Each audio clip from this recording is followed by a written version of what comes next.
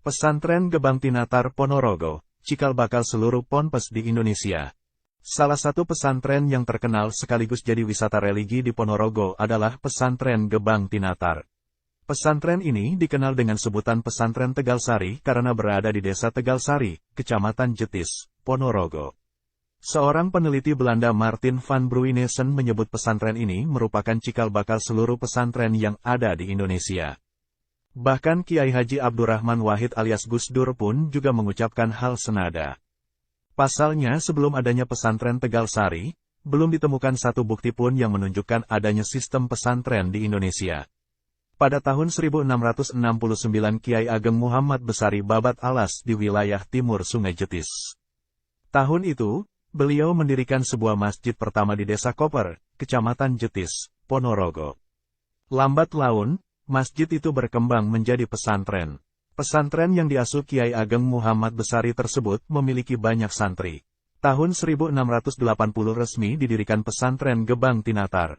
Karena semakin banyaknya jumlah santri, akhirnya tahun 1724 Kiai Ageng Muhammad Besari mendirikan masjid kedua yang hingga saat ini jadi jujugan wisata religi.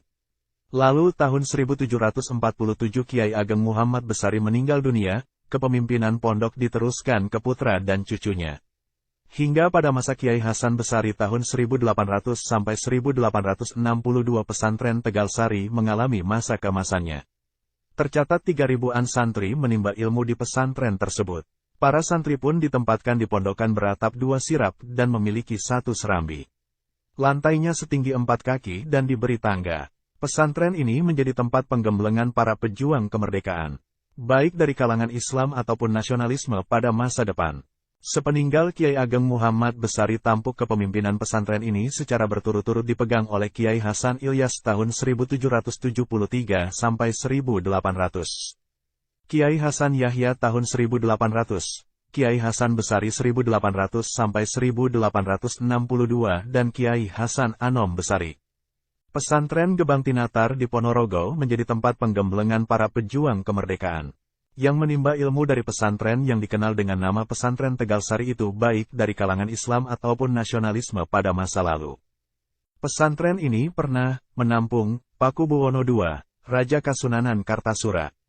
Dia mengenyam pendidikan di pesantren Gebang Tinatar Tegalsari ketika kerajaan Kartasura sedang menghadapi geger pecinan. Karena kewalahan, Pakubuwono II terpaksa menyingkir ke arah timur dan kemudian berlindung di pesantren yang diasuh oleh Kiai Ageng Muhammad Besari ini.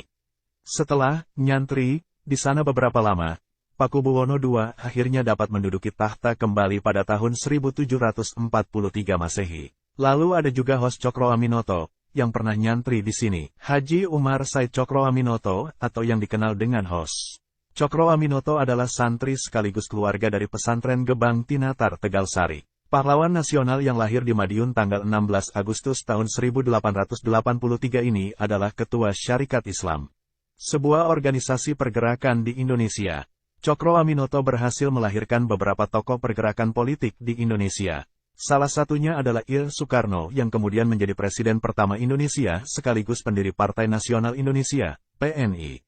Juga Bung Tomo, pengobar perlawanan Arek-Arek Surabaya terhadap agresi Belanda, yang sekaligus juga pendiri Partai Gerakan Indonesia, Gerindo. Pesantren Gebang Tinatar atau biasa disebut Pesantren Tegalsari kini tinggal kenangan. Tak ada peninggalan bekas bangunan. Yang tersisa hanya satu pondokan Kiai Ageng Muhammad Besari, Masjid Tegalsari, serta makam Kiai Ageng Muhammad Besari. Saat ini Tegalsari tak punya pondok pesantren. Hanya ada masjid dan makam yang bisa dikunjungi masyarakat untuk wisata religi. Kini walau kejayaan pesantren Tegalsari tinggal kenangan, anak, cucu dan santri Kiai Ageng Muhammad Besari tetap melanjutkan perjuangan. Mereka menyebar ke berbagai penjuru Nusantara untuk mendirikan pondok pesantren dan lembaga pendidikan agama.